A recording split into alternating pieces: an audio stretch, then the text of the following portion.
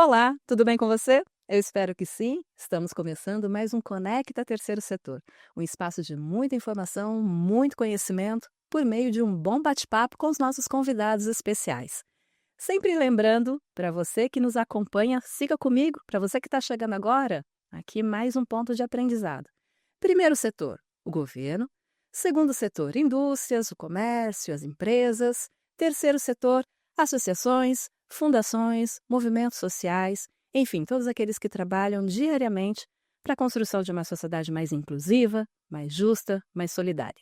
E aqui no Conecta Terceiro Setor, a gente apresenta as boas práticas, bons conhecimentos para que a gente possa ajudar ainda mais a desenvolver o desenvolvimento institucional das organizações do terceiro setor, das organizações da sociedade civil.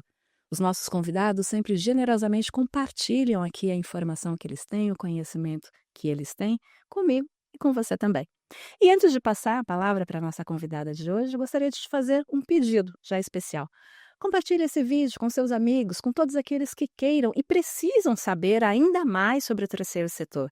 Vamos espalhar essa corrente do bem, essa corrente de informação, de boas práticas e juntos, você aí e a gente aqui, a gente possa construir de fato uma sociedade melhor. Já vou passar a palavra para a nossa convidada, mas antes de tudo, antes de mais nada, mais uma vez, obrigada pela sua companhia. Gabriela, e obrigada a você também por estar aqui com a gente. É uma alegria estar aqui com você. Que bom, que bom. Vamos começar então nossa conversa, nosso bate-papo.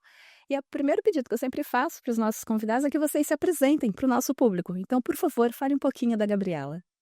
Legal. Bom, a Gabriela foi uma adolescente bem quieta, então desde muito jovem eu já me inquietei muito com as questões sociais e me envolvi no campo social, ainda adolescente, muito na agenda do movimento dos direitos da criança e do adolescente, conferências, enfim, trabalho voluntário. E aí acho que a atuação profissional no campo social foi meio que uma consequência, nunca foi uma questão, né? Foi algo que foi se fazendo, se construindo, meio que naturalmente, assim. E aí lá se vão 20 anos, atuando toda a minha carreira, no campo social. Já atuei, mais na parte de formação, junto a organizações da sociedade civil, já trabalhei em organizações financiadoras, mas sempre num lugar de apoiar organizações que estão na base fazendo seus trabalhos e tentando potencializar o trabalho que é feito ali. Há 9 anos já eu estou na Move Social como consultora e, bom, também estou no comitê gestor da plataforma conjunta, que eu sei que já deve ter passado por aqui, uma iniciativa bem especial voltada ao fortalecimento de organizações da sociedade civil, e acho que é isso. Nossa, muito bom, muito bom. Antes de perguntar da Move Social, uma pergunta aqui, de uma fala que você disse. Então, é possível sim ter carreira no terceiro setor? É possível, acho que não é uma carreira óbvia, né? É um campo que nos últimos 20, 30 anos vem se profissionalizando muito, e a gente ainda enquanto campo, eu acredito que a gente está entendendo quais são esses caminhos, né, de uma atuação profissional. A gente tem uma herança muito forte ainda, cada vez menor da lógica do voluntarismo, que é fundamental, mas como que a gente pode também trilhar caminhos e carreiras profissionais no campo, né? Então acho que a gente tem eh, a gente nos últimos anos aumentou-se muito as possibilidades, o número de organizações, o tipo de atuação também, de serviços, de formas de vinculação às organizações, né, para além de você ser, por exemplo, membro de uma equipe fixa de um instituto ou de uma fundação ou de uma organização da sociedade civil.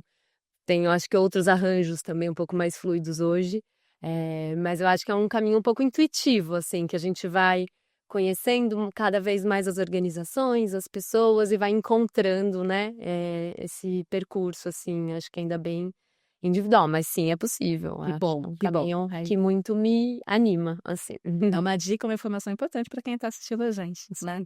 Bom, falamos então de Move Social. O que faz? Quais os impactos do trabalho de vocês? Legal. Bom, a Move é uma organização que existe há quase 15 anos, e tem a intenção de ampliar e qualificar o impacto social positivo de iniciativas diversas, assim. A gente trabalha com institutos, com fundações empresariais, familiares, independentes, com negócios de impacto, com áreas de sustentabilidade ou de ESG de empresas e bastante e com muito carinho com organizações da sociedade civil, de vários portes, que atuam em várias agendas, em vários lugares do país. E a gente atua sempre num lugar de tentar ajudar as equipes das organizações a refletirem e olharem para aquilo que elas fazem de forma mais estratégica e de forma mais intencional, né? Assim, então, ajudar as equipes a manterem vivo esse olhar para sua própria prática. Na vida real, de forma mais concreta, a gente faz isso, sobretudo, por meio de facilitação de processos de planejamento estratégico e também conduzindo, estruturando avaliações de resultados, de impacto nas organizações. Esses são os nossos dois corações, assim, né? O planejamento e a avaliação. E a gente também olha para esses dois serviços que a gente tem de forma bastante integrada, né? Como processos que vão se retroalimentando e um vai puxando o outro, em trilhas de desenvolvimento institucional, desenvolvimento organizacional, né? Todos esses perfis de organizações com as quais a gente trabalha vão percorrendo. Transversalmente a isso, a gente também trabalha com facilitação de grupos, sistematização de práticas, de experiências, a gente trabalha com visualização de dados, enfim, então e a teoria de mudança, que acho que talvez a gente fale um pouquinho mais para frente. Então, a gente tem outras abordagens que também vão atravessando o nosso trabalho de diferentes formas. Sem spoiler, Gabi. Mas vamos falar então do primeiro trabalho que vocês desenvolvem, e isso eu sinto que precisa fazer parte cada vez mais do dia a dia de todas as organizações, independente do porte. Você me corrija, por favor, se eu estiver errado. O planejamento estratégico, ele é fundamental para todas as organizações e movimentos sociais? E se sim, por quê? Eu acredito que sim. Eu sou suspeita para mas acredito que sim, né? Quando a gente fala de planejamento estratégico, a gente está falando de momentos em que as organizações elas param intencionalmente, estruturam um espaço de parada na sua lógica louca de atuação, intensa, né? Muitas vezes voltada a apagar incêndio o tempo todo, né? Então é um momento de parada para uma reflexão de qualidade sobre o que a gente faz, por que a gente faz e para onde a gente deve ir enquanto organização, né? O que a gente faz que continua fazendo sentido, o que a gente faz que perde o sentido. Então também é um momento de atualizar o olhar para aquilo que a gente faz enquanto organização, né? Também bastante conectado com o mundo. O que a sociedade está pedindo de nós? É muito comum a gente ter uma organização que começou atuando numa comunidade há 20 anos atrás, num contexto de extrema vulnerabilidade social, em que aquela organização ela precisava entregar comida para as pessoas, né? Ou entrar numa agenda muito assistencial. E aí a gente teve programas de transferência de renda, a gente teve estruturação de diversas políticas públicas. A realidade daquela comunidade talvez peça outras coisas dessa organização hoje, né? E às vezes tem outros desafios pulsando e que essa organização que conhece, que está inserida nessa comunidade, ela pode contribuir de uma forma super interessante. Então, o planejamento é um momento também da gente parar e olhar para essa, que pode ser uma comunidade numa perspectiva bem local, no exemplo que eu estou trazendo, mas numa organização que atua, por exemplo, nacionalmente, ou numa agenda bastante forte de política, né, de incidência política, de advocacy. Então, o que a gente tem em termos de conjuntura, de cenário político? O que crise climática pede da gente? Será que é algo que está tão afastado? Como isso chega na nossa comunidade? Então, é um momento da gente também atualizar o nosso olhar para fora e ver o que essa realidade pede de nós, enquanto organização, do nosso trabalho, e também para dentro, né? Então, como que a gente, o que está funcionando, o que não está funcionando, como que a gente pode se reorganizar internamente, que eventuais mudanças de estratégia que a gente está visualizando, vislumbrando e construindo no planejamento pedem de reorganização da casa, né? Então é um momento ativo, assim, da organização de parar e refletir sobre aquilo que a gente faz. E pode parecer tão simples e tão óbvio, mas é muito comum as organizações saírem fazendo. E é sempre urgente, sempre tem a demanda do financiador e a gente precisa entregar o projeto e era para ontem e a realidade da comunidade é super urgente e a gente precisa fazer um novo projeto disso, novo daquilo. Então, às vezes as organizações têm dificuldade de encontrar esse tempo e esse espaço interno mesmo, assim, né, para realizar esse momento de reflexão sobre aquilo que a gente faz, né? Então, e também de tomada de decisão, de fazer escolhas. Escolha sobre o que fica daquilo que a gente faz, escolha sobre o que a gente ajusta, escolha sobre novas coisas que de repente a gente precisa fazer, escolha sobre o que a gente não deve fazer. Isso é muito importante num processo de planejamento, né? Porque as organizações da sociedade civil, como elas lidam com questões que são muito emergenciais e muito complexas, uma coisa está articulada com a outra, então você está lidando com criança e adolescente em situação de vulnerabilidade em contraturno. Aí você precisa fazer um trabalho com a família, aí você precisa fazer um trabalho de empoderamento financeiro, e aí vai, né, de profissionalização. Então, às vezes, as organizações, elas vão se perdendo também nesse caminho, né? Então, tem um movimento importante no processo de planejamento da gente recalibrar o nosso direcionamento estratégico, né? Aquilo que a gente faz, por que faz, com qual intenção, o que a gente tem como escopo, o que a gente não tem, para a gente, inclusive, estar mais maduro para os nãos que a gente vai ter que dizer, né? E não ir abraçando o mundo, entendendo quais outras organizações que fazem outras coisas que têm a ver com a nossa agenda, né? Então, numa perspectiva mais holística, mais dinâmica do campo, entendendo a complexidade e a potência que tem no campo, né? E numa perspectiva mais de complementaridade. Então, acho que o planejamento é um grande momento para a gente ativar essa reflexão nas organizações. E acho que um ponto importante também é que é um espaço também das equipes conseguirem dialogar entre si, né? Então, tem uma perspectiva da participação em processos de planejamento que é muito interessante, né? Então, os diferentes, mesmo uma organização que seja super hierarquizada, os diferentes papéis, né, as diferentes funções da equipe têm perspectivas muito diferentes. Então, é muito importante a gente ter a perspectiva de quem está lá na ponta, no atendimento com as famílias, por exemplo, né? E que às vezes a alta liderança da organização não vai ter. Então, é um momento também da gente conseguir trocar essas perspectivas, criar alinhamentos dentro da equipe, e a partir desse olhar um pouco mais complexo, a gente ampliar essa reflexão e tomar essas decisões coletivamente nas organizações. Você foi falando, foi dando vontade de te interromper e já perguntar, mas vamos lá. O planejamento ele é feito agora no final você falou por equipes, a conversa entre as pessoas. Então o planejamento não é uma coisa feita dentro da sala do líder da organização tão somente, ele com ele mesmo ou ela com ela mesma e fazendo planejamento. Essa é uma dúvida. E a segunda é qual o melhor momento para se fazer esse planejamento durante o ano, por exemplo? Uhum. Bom, acho que sobre quem participa, eu acho que é importante dizer, acho que isso serve para tudo que a gente for conversar aqui, que não tem receita de bolo, infelizmente, né? Vai depender muito do perfil da organização, da disponibilidade das pessoas, das dinâmicas internas de poder, né? Das relações de poder que permeiam qualquer organização, qualquer relação humana. Mas a gente, quando apoia um processo de planejamento, faz um convite ativo para que a gente tenha várias perspectivas na mesa, né, dialogando, o que não significa que então, se a gente tem uma organização de 50 pessoas vão sentar na mesa o tempo todo, tá?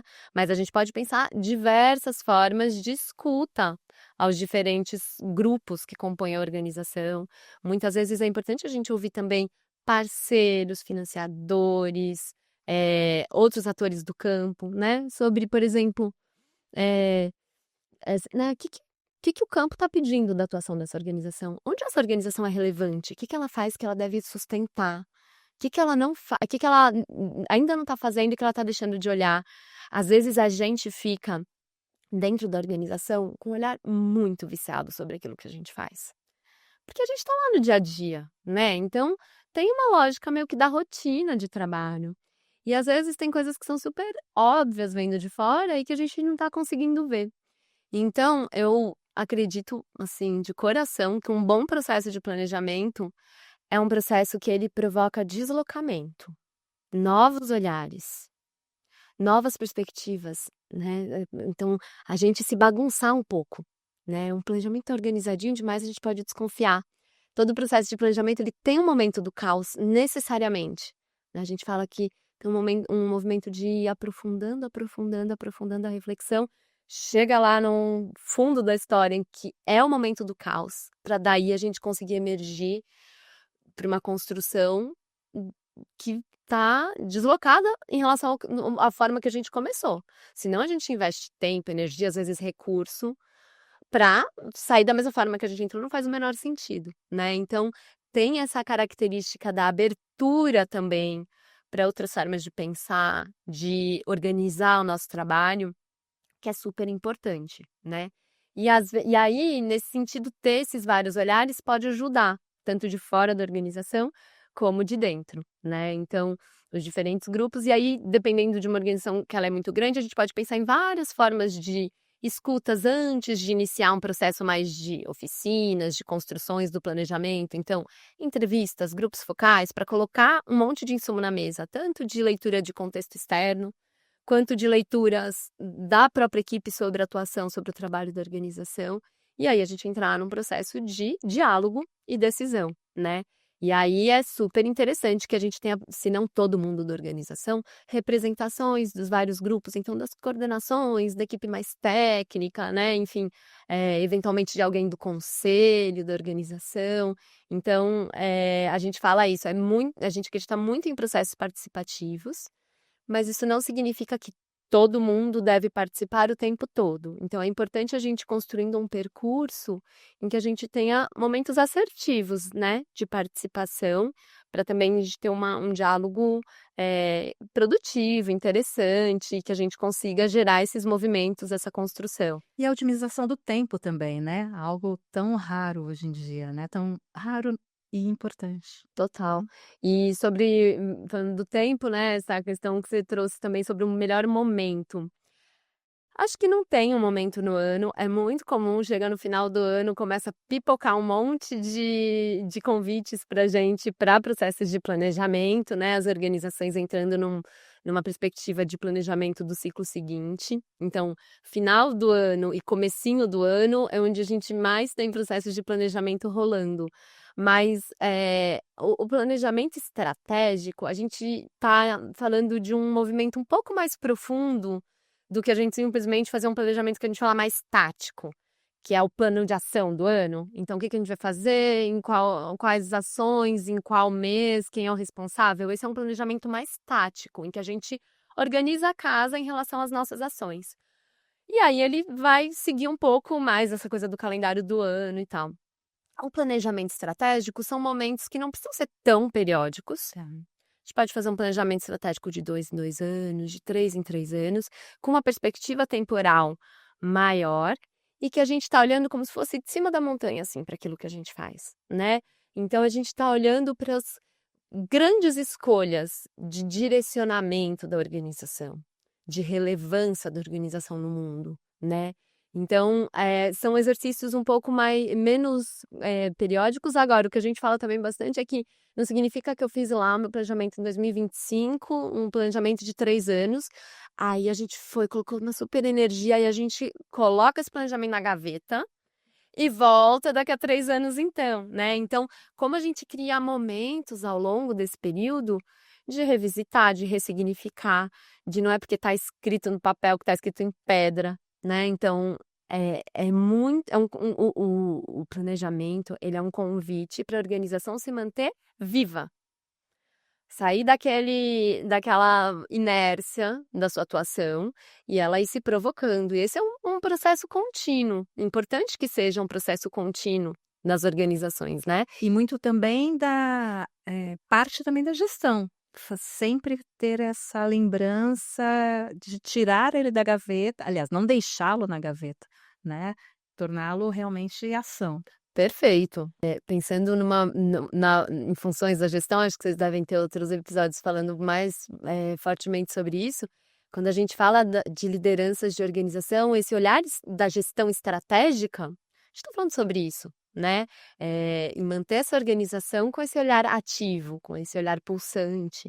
E aí em diferentes perspectivas, né? Então, quando a gente fala depois da avaliação, também esbarra nisso, enfim. Então, a liderança com esse papel, sem dúvida, assim, porque a gente às vezes burocratiza muito o lugar da liderança ou coloca num lugar muito executivo e que são dimensões importantes, né? Ou de gestão de pessoas, ou de gestão em relação com o financiador, tem essas várias facetas, mas eu acredito que uma boa liderança, o grande diferencial dela é manter esse olhar estratégico pulsando e influenciar positivamente, né, suas equipes também nesse sentido, sem dúvida. Ah, vale a pena uma conversa só sobre liderança, hein?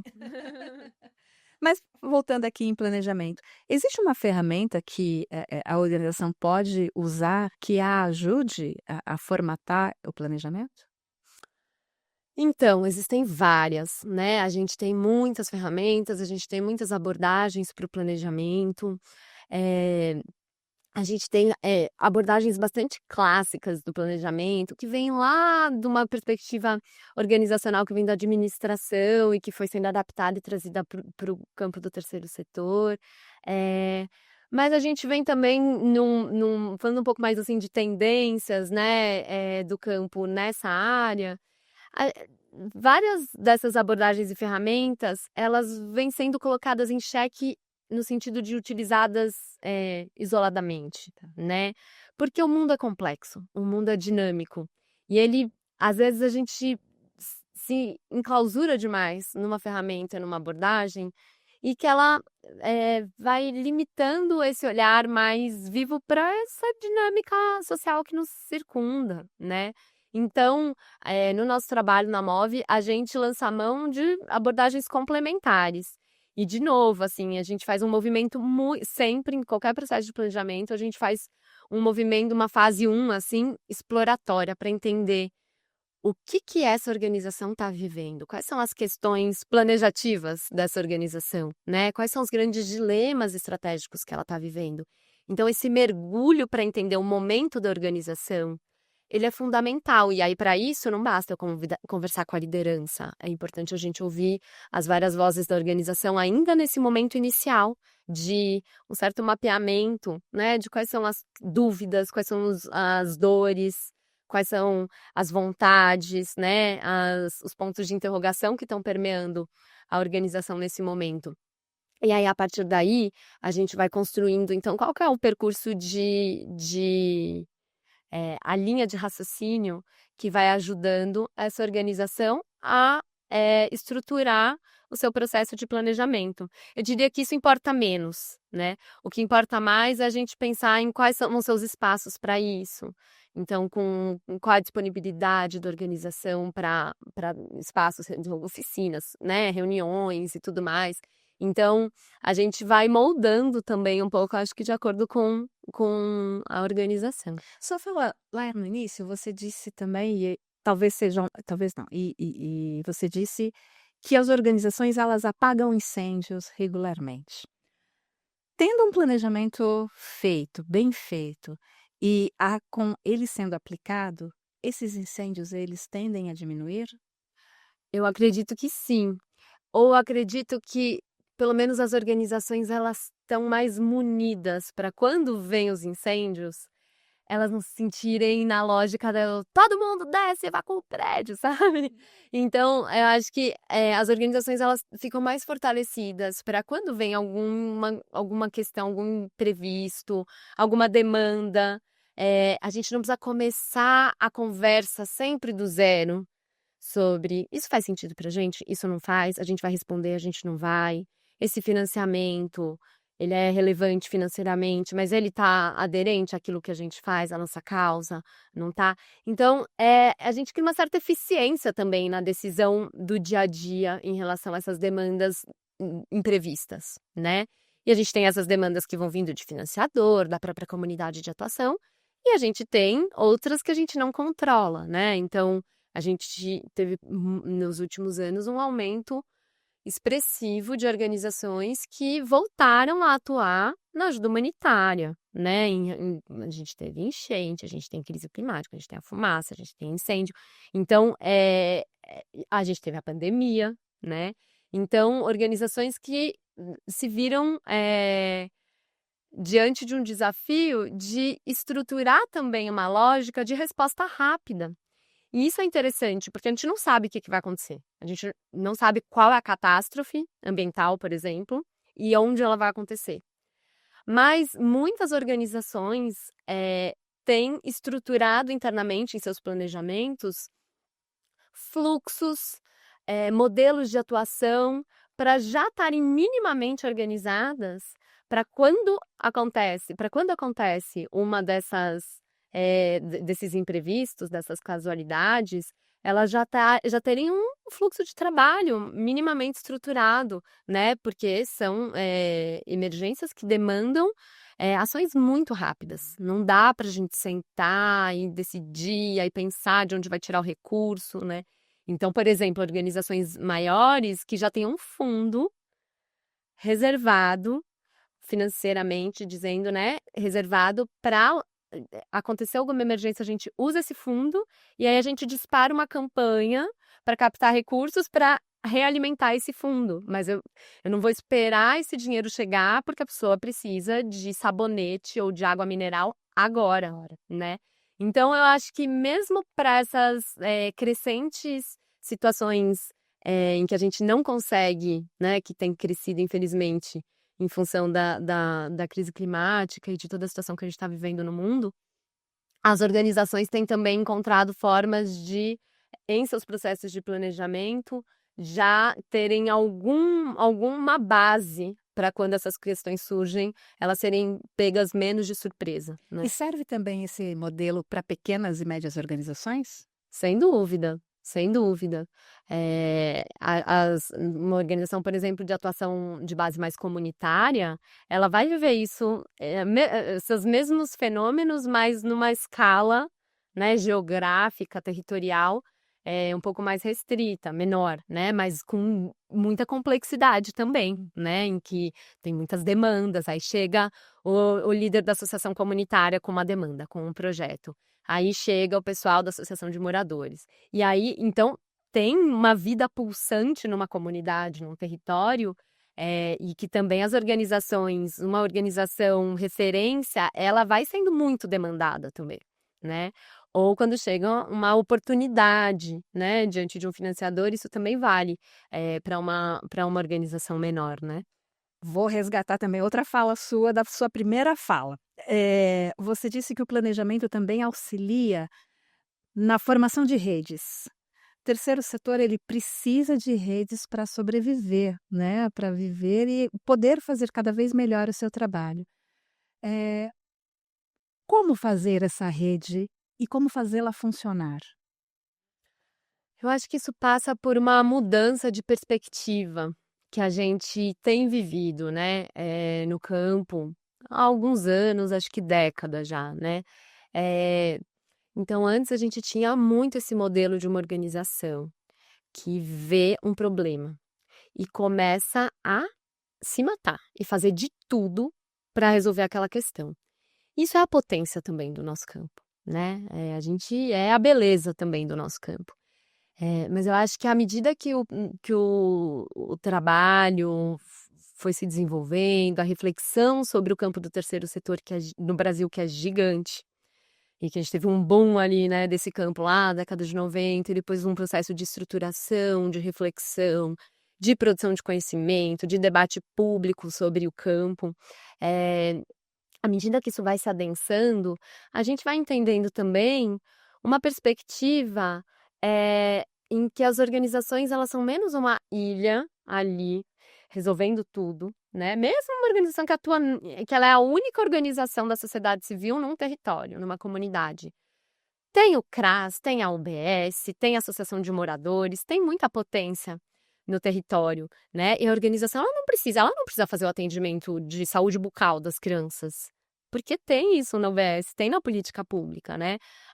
E aí também a gente tem o próprio desenvolvimento da política pública. Então a gente tem um SUS, que é um dos sistemas mais inovadores de saúde do mundo, públicos. A gente tem o SUAS na assistência social, Sistema Único da Assistência Social, que tem uma rede de equipamentos públicos em todos os territórios, né? E a gente tem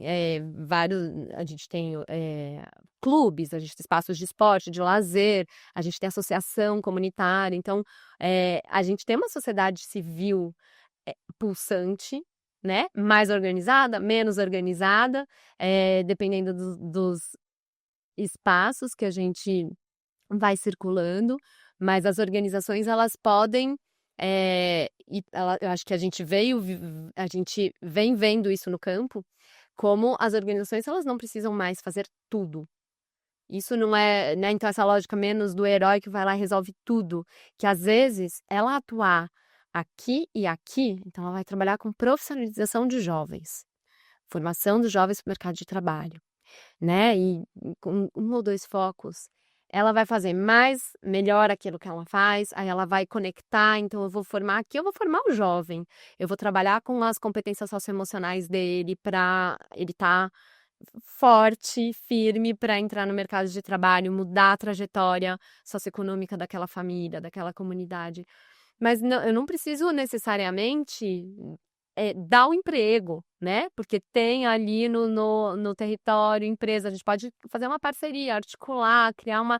Então, acho que as organizações, elas têm feito já, né, há algum tempo, essa reflexão, e os processos de planejamento ajudam de novo, nessa delimitação, não no sentido de falar, então aqui é o nosso quadrado, a gente não olha mais para o resto, né? Mas no sentido oposto, de falar, olha o que tem em volta da gente, vamos colocar a cabeça aqui para fora, né? E entender qual que é a nossa contribuição, onde que a gente vai ser de fato relevante.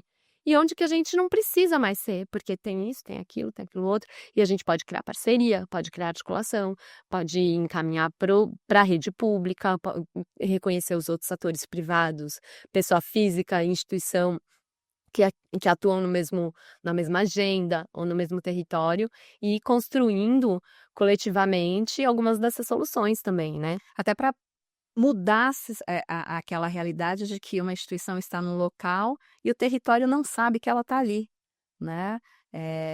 E essa potência do território pode fazer com que ela cresça e possa fazer cada vez mais e melhor, conforme você acabou de falar. Sem dúvida. Outra expressão que você usou, teoria da mudança. O que é teoria da mudança? Legal. E acho que dialoga super com o que você perguntou antes de abordagem para o planejamento. Porque a teoria da mudança é uma das abordagens interessantes que a gente pode usar num processo de planejamento. Não a única, como eu falei lá antes, e também ela não precisa ser usada só em processos de planejamento. A teoria de mudança, ela é uma forma da gente organizar, estruturar a nossa narrativa de impacto de um projeto, de um programa ou de uma organização, né? Pensando em níveis diferentes de escala, assim. A teoria de mudança, ela é uma historinha que a gente conta. Olhando bem para essa perspectiva que eu estava dizendo antes, mais estratégica. Então, a gente não vai detalhar tudo o que a gente faz. A gente vai fazer isso no nosso plano de ação, no projeto que a gente manda para o financiador. A teoria de mudança, de novo, fazendo aquele exercício de olhar por cima, né, para aquilo que a gente faz. Então, a gente vai conectando algumas dimensões que vão contando uma história sobre essas nossas grandes escolhas e sobre como a nossa atuação está estruturada e para que ela está orientada.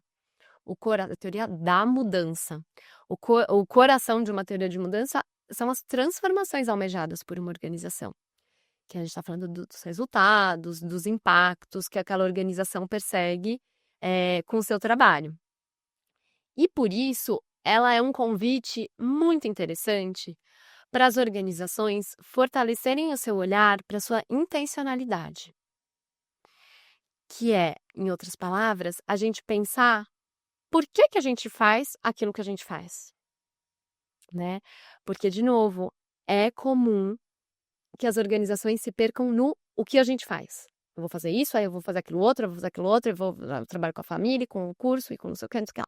A gente fica muito nesse lugar da ação, das estratégias. E a teoria de mudança, ela é uma abordagem que ela convida a gente a pensar, mas o que eu quero gerar com aquilo mesmo? Então, quando a gente conduz um processo de construção de uma teoria de mudança, é muito comum a gente começar pelo final da historinha, que é justamente os resultados, os impactos. Então, a gente começa pensando, esquece o que você vai fazer agora. Pensa o que você enquanto organização está constituída, porque você fez uma leitura de questões sociais ou socioambientais que precisam de algum endereçamento. Mas o que você quer ver enquanto mudança? Se a gente for estourar um champanhe daqui a 5 anos para celebrar uma transformação, que a gente colocou muita energia, muito gás para, né, trabalhamos para, qual mudança é essa, né? E aí as organizações trabalham em algo que deveria ser super óbvio, super simples, porque é onde está o coração, a causa da organização, mas que na prática é super desafiador, porque envolve um nível maior de abstração, que é você declarar os resultados, grandes resultados, as grandes transformações que você quer gerar ou influenciar com o seu trabalho. E a gente está falando desses campos de resultados de impacto. E a teoria de mudança vai conectando, e aí também uma teoria de mudança ela tem algumas dimensões que a gente vai também personalizando de acordo com o que faz sentido para aquela organização, ou o que ajuda a organização a pensar naquele momento, a contar a sua história para dentro e para fora, né? Então, mas em geral a gente tem, a gente pode ter numa teoria de mudança uma dimensão meio de desafios. Então, quais são as grandes questões sociais ou socioambientais que a gente está lendo na realidade e que orientam as nossas escolhas de atuação, né? A gente pode declarar isso. Algumas organizações sentem essa necessidade, numa perspectiva um pouco mais transversal, assim, da teoria de mudança. Às vezes a gente também nessa perspectiva mais transversal, algumas organizações sentem necessidade de declarar um conjunto de premissas ou pressupostos da sua atuação. Então, quais são grandes entendimentos que a gente faz? Como a gente entende o conceito de justiça social aqui dentro, né? Que papel que a gente se vê enquanto organização, de modo geral, né? Então, grandes conceitos, grandes abordagens, concepções que orientam o trabalho de modo geral. Então, essas são algumas dimensões mais transversais, assim, que podem ou não estar declaradas ali na teoria de mudança. Mas, em linhas gerais, uma teoria de mudança, ela conecta o que eu faço, e aí entram as minhas grandes ações ou as minhas estratégias, né? Os grandes o que e como fazemos, para quem eu faço, que são os meus públicos de interesse, às vezes alguns parceiros, né? Uns públicos mais finais, mais intermediários, mas então o que fazemos, para quem fazemos e para que fazemos. Que aí a gente entra nas grandes transformações, os resultados e os impactos, né?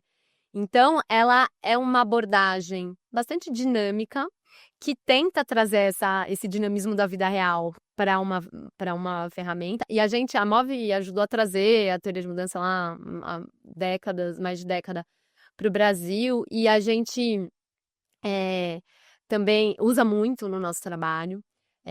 Mas a gente também tem uma provocação ativa, assim, da teoria de mudança como uma abordagem e não como uma ferramenta. Ela é uma ferramenta também, né? Então a gente vem trazendo uma reflexão sobre a teoria de mudança para além de uma ferramenta. Ela é sim uma ferramenta, mas a teoria de mudança como uma abordagem, no sentido de que ela ajuda a organizar uma conversa, a organizar uma linha de raciocínio, a provocar alinhamentos internamente, a comunicar melhor aquilo que a gente faz para dentro e para fora. Então, a teoria de mudança, para além de um produto, porque ela é um produto interessante, né, com um potencial comunicativo interessante, ela é visualmente interessante, ela é sim um produto, mas ela também é um processo. O processo de construção de uma teoria de mudança, às vezes ele tem mais valor até do que o ponto de chegada, né? O que a gente publica lá no site da organização. Porque ele foi, para a gente declarar e colocar aquela historinha no papel, isso, a gente teve que percorrer muitas conversas. A gente teve que tomar decisão. Então, voltando ao que a gente estava falando lá do processo de planejamento. Então, por isso que a teoria de mudança ela é uma abordagem super interessante para a gente usar como um mote, um direcionador de um processo de planejamento. Nada abstrato, Nada abstrato. pelo que você está contando, né? Muito na prática mesmo. E aí pede a participação das pessoas, dos colaboradores da organização, né? Sem dúvida. Mas às vezes também a teoria de mudança ela pode ter vários usos. Ela pode, por exemplo, se a gente vai fazer uma avaliação, antes de eu saber o que eu vou para eu saber o que eu vou avaliar, né? Por exemplo, se um resultado ou se um impacto foi atingido, eu preciso saber qual que é o resultado ou impacto com o qual que a gente estava almejando. E às vezes a gente chega para fazer uma avaliação e isso não está dado, não está posto, né? Então, muitas vezes a gente precisa ter uma teoria de mudança como um grande acordo sobre, tá, isso aqui que a organização fez para gerar isso aqui, com esses atores, com esses públicos, para gerar isso aqui. Então, muitas vezes a gente precisa reconstituir ali uma teoria de mudança, como um certo alinhamento, uma visão, é isso. Estamos todo mundo falando.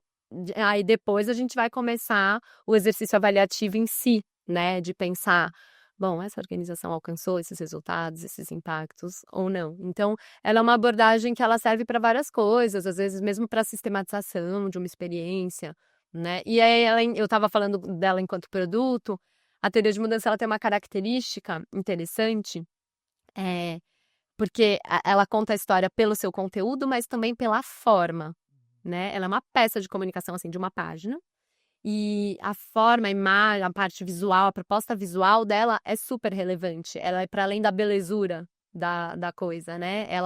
Então, assim, meio que forma vai também contando, né? É muito importante que a proposta visual da teoria de mudança, ela dialogue com a identidade não só visual da organização, mas a identidade da organização mesmo. Por exemplo, a gente fez uma vez já faz um tempinho, uma teoria de mudança para o Pimp My Carroça, que para quem não conhece é uma organização que atua com catadores, né, de recicláveis aqui em São Paulo. E eles têm todo um trabalho, né, de cultural nas ruas. E então ela era uma teoria de mudança que ela visualmente tinha tipo umas letras de grafite, ela era toda colorida, então ela tinha toda uma proposta visual que dialogava com a essência daquela organização. E que vai fazer sentido para os colaboradores que estão ajudando a fazer. Sem dúvida, deles se verem ali refletidos, né? Então, a teoria de mudança, ela não é uma coisa que alguém foi lá, fez, a gente contratou uma assessoria. Pode ser, mas eu não acredito na potência dela desse jeito, né? A gente contratou uma assessoria, ela foi lá, fez, a gente coloca na parede ou coloca no site, né? Então, é um processo que envolveu reflexão, que envolveu diálogo sobre os conteúdos, sobre as grandes transformações que a gente está ali declarando, mas também sobre esse sentido que vai permeando essa nossa a grande um dos grandes desafios que a gente vive quando está no terceiro setor é explicar o que a gente faz, né? A gente brinca, às vezes a gente faz assim, quando a gente vai começar um processo de teoria de mudança, aí a gente pergunta para as pessoas para entender como que elas veem o processo a lógica de atuação da organização. Muitas vezes eu gosto de perguntar assim, se você fosse contar no almoço de família no domingo para sua tia, né, o que essa organização é e o que ela faz? Como que você contaria? E é tão óbvio, mas é tão desafiador, né? A gente vive isso no dia a dia ali.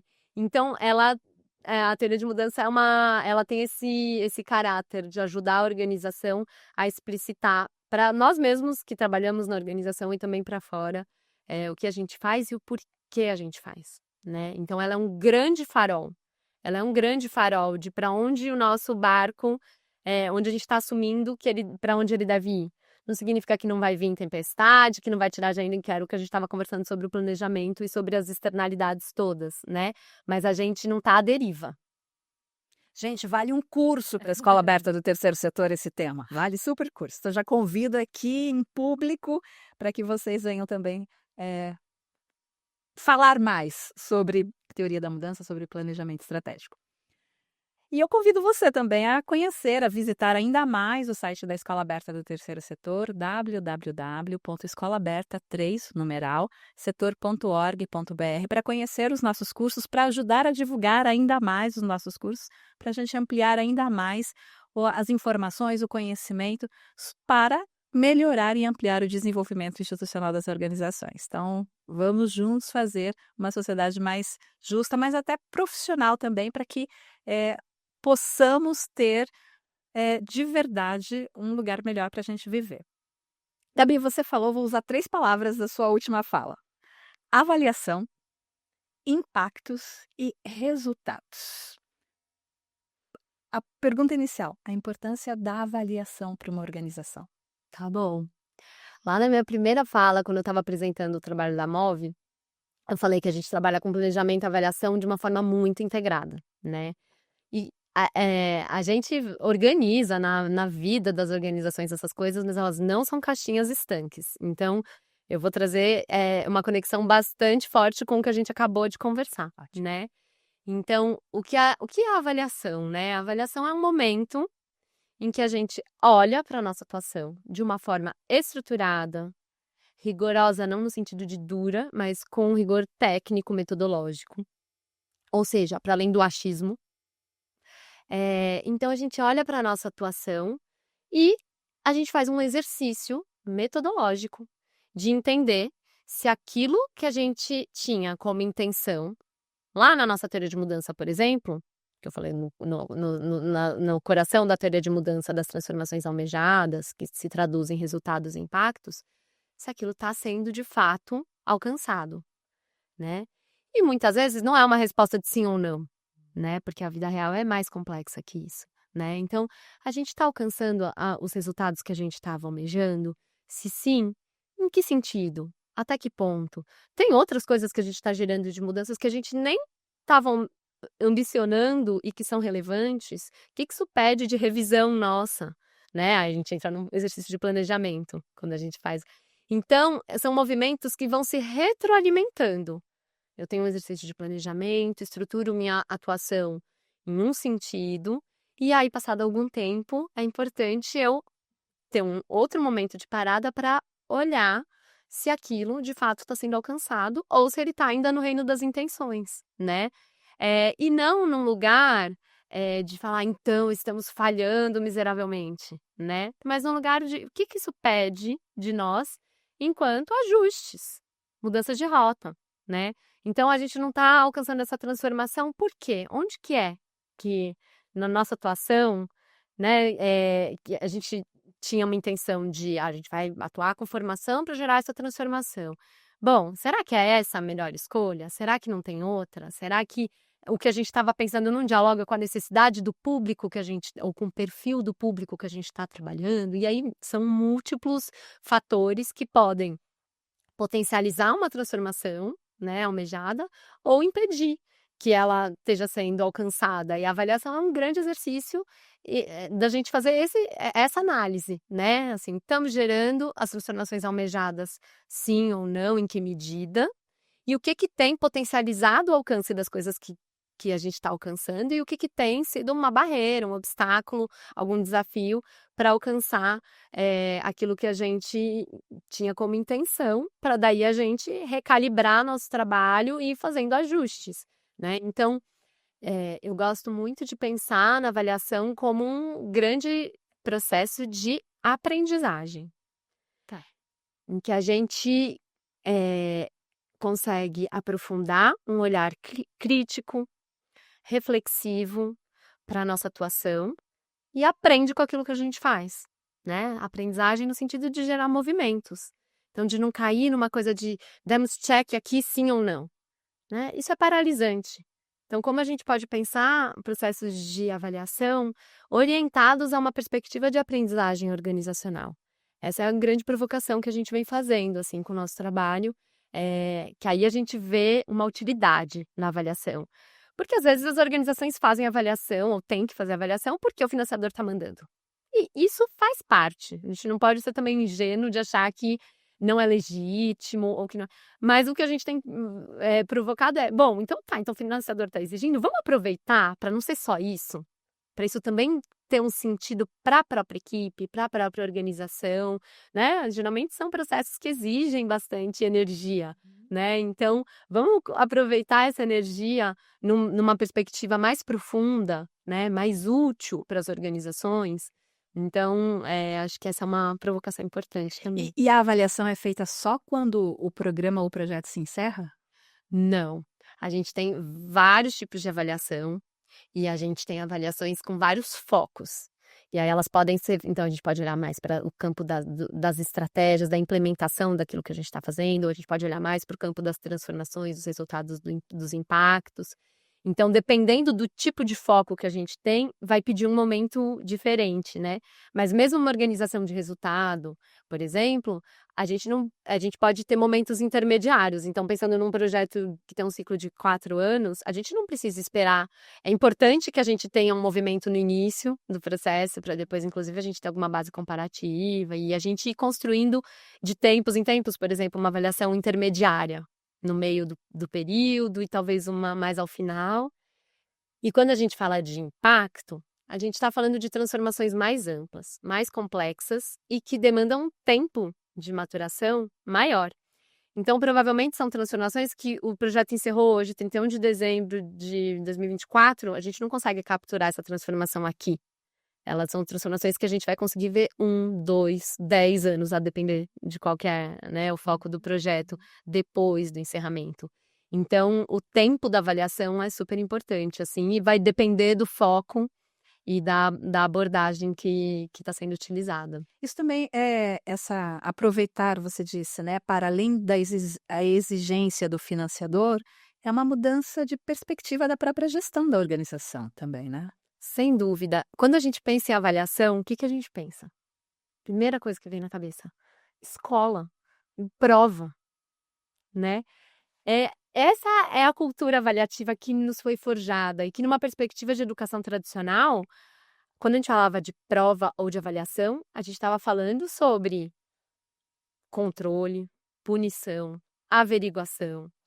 Isso traduzido para as organizações, quando a gente ouve, as organizações ouvem a palavra avaliação, querem sair correndo, né? Ou já criam uma certa resistência mesmo, porque a nossa formação tá internalizado no corpo, né? Então, tem uma mudança de perspectiva fundamental, e que é exigente da gente entendendo processos avaliativos como se ninguém tivesse exigindo isso da gente, né? E felizmente no campo tem crescido muito o olhar sobre a importância da avaliação em si, para além da exigência de financiador ou dessa lógica de... e aí é muito importante quando a gente vai iniciar um processo de avaliação e sensibilizando um pouco ali a equipe, as lideranças, às vezes os financiadores, quando tem essa relação, para essa perspectiva mais profunda de avaliação. É um movimento muito importante, né, da gente fazer no início, para a gente criando um ambiente favorável para produzir reflexões, análise crítica, que de fato aprofunde o olhar sobre, de novo, desloque o nosso olhar, né, possibilite outras leituras além das que a gente está fazendo. Então, se eu sou técnica de uma organização, a gente conhece o público, a gente fala, a gente sabe se o jovem está desenvolvendo suas competências socioemocionais ou não. Mas eu tô olhando isso com recorte, talvez num grupo, eu tô olhando para algumas coisas, não tô olhando para outras. Eu tenho no grupo quem eu tenho mais simpatia, quem eu tenho mais identificação, linhas de trabalho que eu me identifico mais ou menos.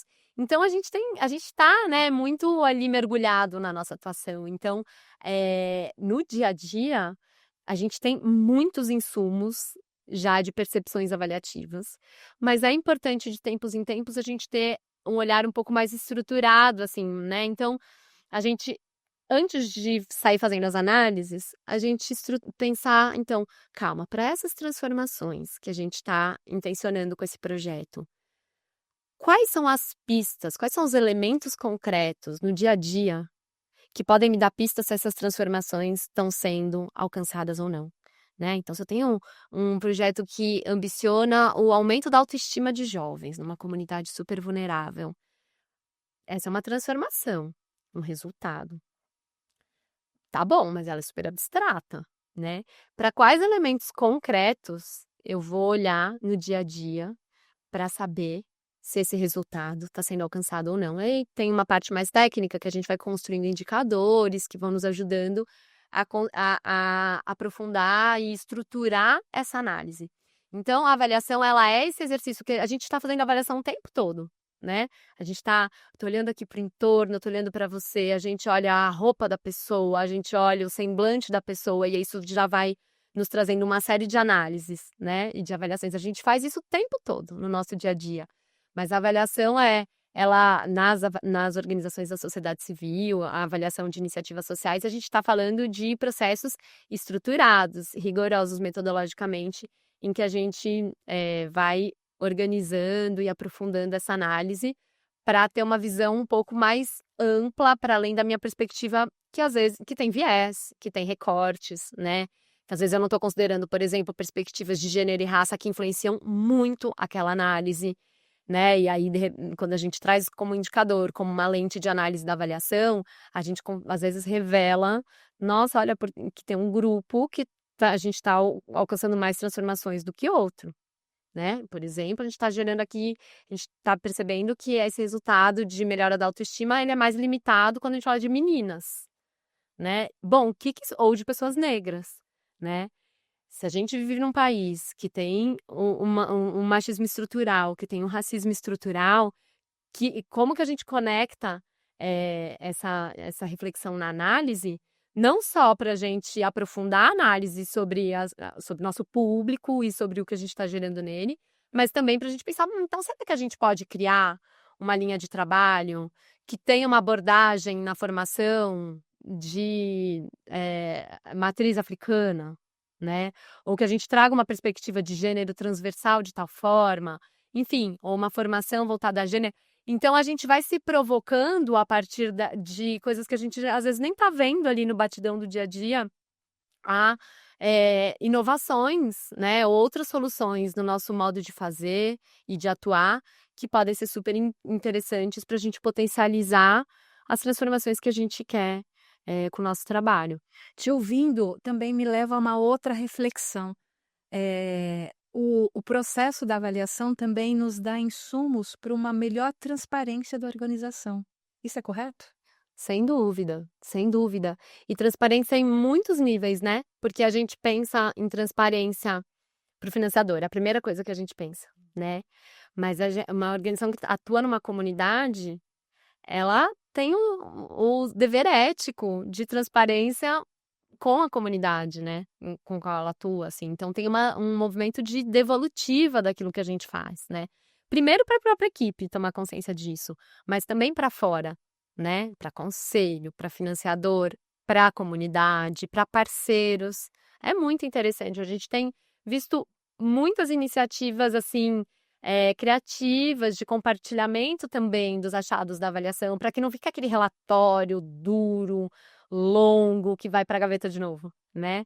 Então, como isso pode gerar insumos para compartilhar esses aprendizados e também numa perspectiva que eu acho que é bastante nova para as organizações e até para alguns financiadores que estão se provocando bastante nisso, para a gente não ficar numa narrativa, por exemplo, num relatório ou numa prestação de contas, da gente só falar o que a gente fez e como a gente é maravilhoso, mas também dispor vulnerabilidades, dispor desafios, né? Então, a gente ainda dando... A cultura brasileira aceita isso? A cultura brasileira, acho que a gente tem, de novo, né, resistências que vêm lá de concepção de avaliação e da gente ficar se provando e se vendendo e meritocrático e tal. Mas eu acho que tem no campo uma lógica real, que é de competição por recursos escassos, né? Então as organizações, elas têm que se vender, né, o tempo todo. Então, quando a gente entra na agenda de captação de recursos. Então, não dá para a gente ser ingênuo, mas também tem uma discussão do outro lado da mesa, né? Quando a gente olha para o campo da filantropia, dos institutos, fundações, doadores, de também se provocarem para estabelecerem outras relações de poder na lógica de financiamento.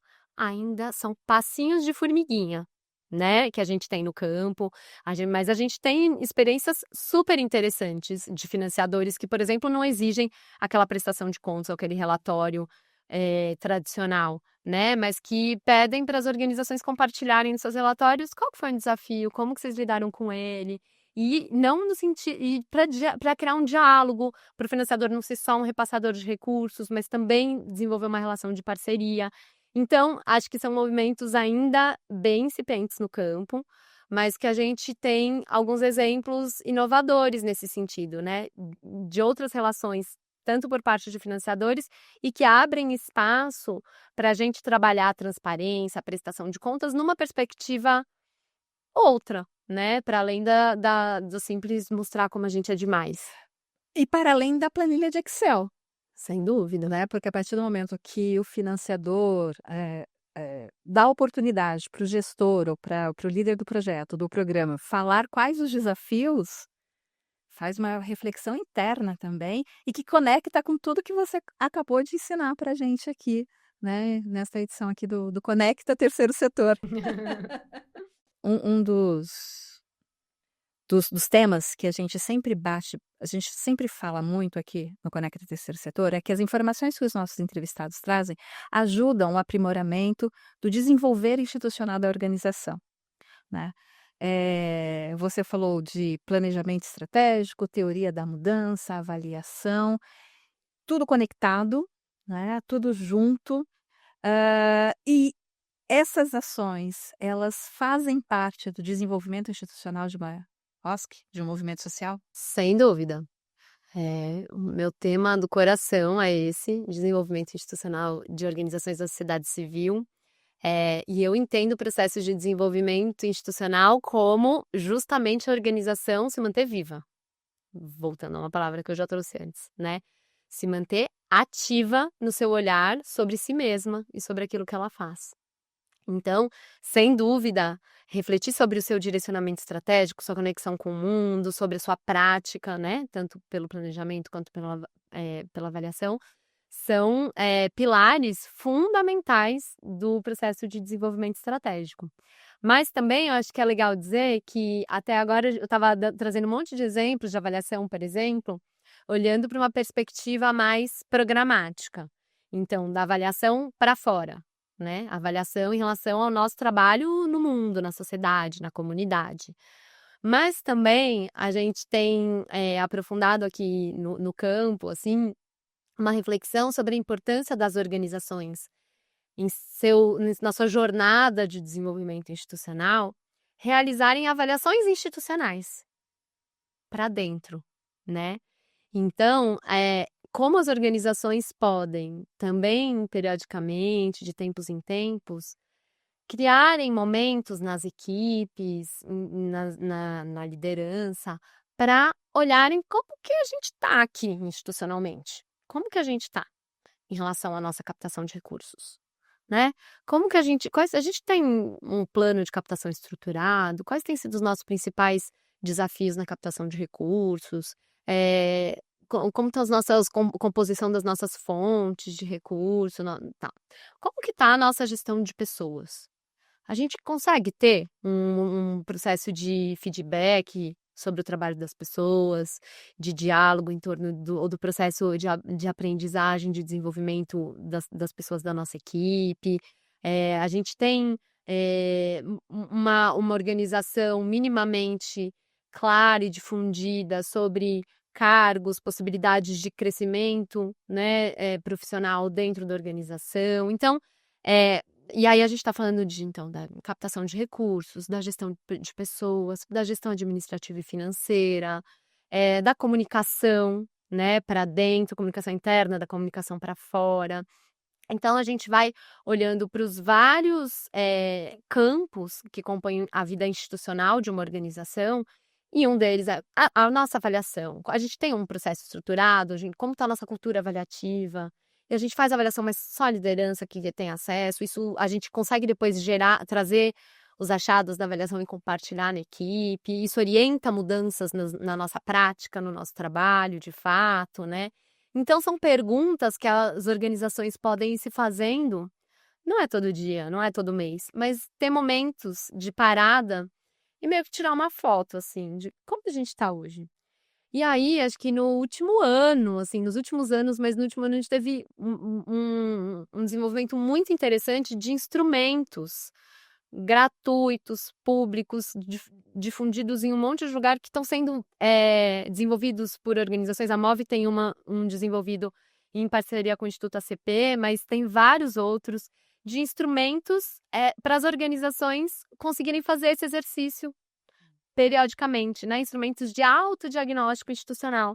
Que às vezes você nem precisa contratar um consultor para te ajudar, que você mesmo, enquanto organização, pode reunir ali a equipe. Importante reunir a equipe, não ser a liderança dizendo se ela acha que as práticas de gestão são interessantes ou não, mas ela pode dizer isso, mas é importante a equipe que é gerida por ela também dizer, né? E também para os demais temas. Então, a gente tem hoje na plataforma conjunta, tem uma seção só disso, tem vários instrumentos disponíveis, gratuitos, publicizados, para qualquer organização de qualquer porte usar como um guia, né? Como um orientador para esse exercício de tempos em tempos falar como a gente tá aqui. E aí, não só a partir dessa foto, a gente olhar e falar assim: ixi, estamos precisando cuidar mais da nossa captação de recursos e da nossa gestão de pessoas, né? Então, identificar quais que são dimensões institucionais que merecem mais atenção, para daí a gente direcionar mais esforços. Pensando numa liderança, isso é super importante, porque a liderança tem que lidar com tanta coisa, né?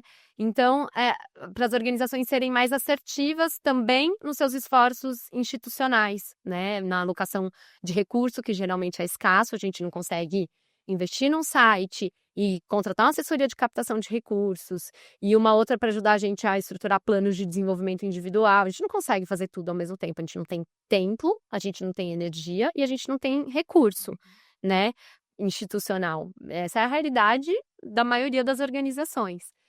Então, onde que é mais importante a gente, nesse momento, direcionar os nossos esforços?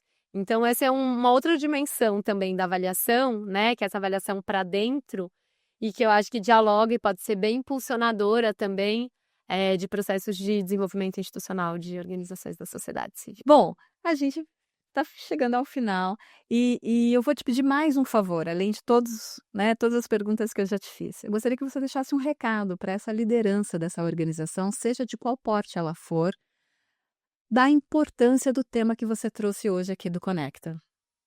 Legal. Eu acho que a gente tem que acolher muito essas lideranças, né? No sentido de que é uma bucha daquelas. E eu diria para as lideranças das organizações para também irem de pouquinho, irem fazendo escolhas, assim. Porque às vezes a gente escuta esse monte de coisa, ai meu Deus, e tem planejamento, e tem teoria de mudança, e tem avaliação para fora, avaliação para dentro. Preciso fazer tudo isso, não estou fazendo, então sou uma liderança, sei lá, incompetente ou qualquer coisa assim. E não é sobre isso, né? Eu acho que tem um mundo de possibilidades para a gente, na nossa organização, conseguir ir adensando processos de reflexão, de construção, e que aos poucos eles vão deixando mais pulsante o sentido daquilo que a gente faz e do porquê que a gente faz. A gente não precisa começar com tudo de uma vez. A gente pode ir fazendo escolhas, dando passos, né? Então, por exemplo, quando a gente fala de avaliar o nosso trabalho, a gente não precisa avaliar todos os programas da organização no primeiro momento. A gente pode começar com um piloto. Vamos avaliar um projeto que já está muito consolidado na organização, que a gente já faz há um tempão, né? Às vezes a gente atua em 10 comunidades, vamos fazer em uma? Um projeto em uma comunidade, vamos aprender sobre como que é esse negócio aí de avaliar, né? Então, as organizações não ficarem só na lógica do seu trabalho, que não é só, porque é bastante coisa, tanto em volume de trabalho quanto de relevância, né? Daquilo que elas fazem com formação, com apoio à família, à criança, adolescente, com tudo. Então, como que a gente pode ter momentos desse olhar mais reflexivo, mais estratégico, de pouquinho, sem querer abraçar o mundo, porque senão a gente cai em outra inércia, né? A gente não faz nada, então a gente acha que tem que fazer tudo, e aí a gente também cria um movimento um pouco paralisante, né? Então, vai manso, mas vai dando passinhos, né? Pedindo ajuda. Se a gente tem hoje muito conhecimento, né? Então, às vezes, se é uma organização menor, com menos acesso a recursos e com mais dificuldade de contratar uma consultoria, uma assessoria para apoiar esses processos, dá para ir fazendo caseiro. Eu dei um exemplo aqui, por exemplo, desse instrumento de autodiagnóstico, que você consegue fazer você, com a sua equipe, né? Tem perguntas, orientações e tal.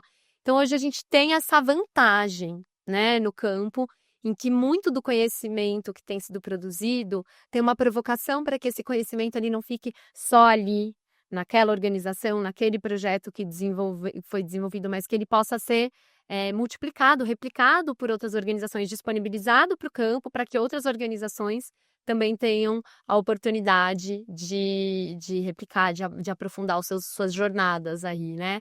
Então, essa é a minha dica, assim, eu acho, né? Vai aos pouquinhos, vai manso, mas vai. E tem bastante insumo, possibilidade de diálogo hoje no campo para isso. O importante é não parar, né? E eu vou já pegar um gancho aqui da sua fala e divulgar ainda mais os cursos gratuitos e online da Escola Aberta do Terceiro Setor, que vão muito ao encontro do que a Gabi acabou de falar, né? Expandir e democratizar ainda mais o conhecimento para as organizações da sociedade civil, para os movimentos sociais, para as pessoas que querem fazer uma sociedade mais justa, mais inclusiva e melhor. Muito obrigada pela tua presença aqui com a gente.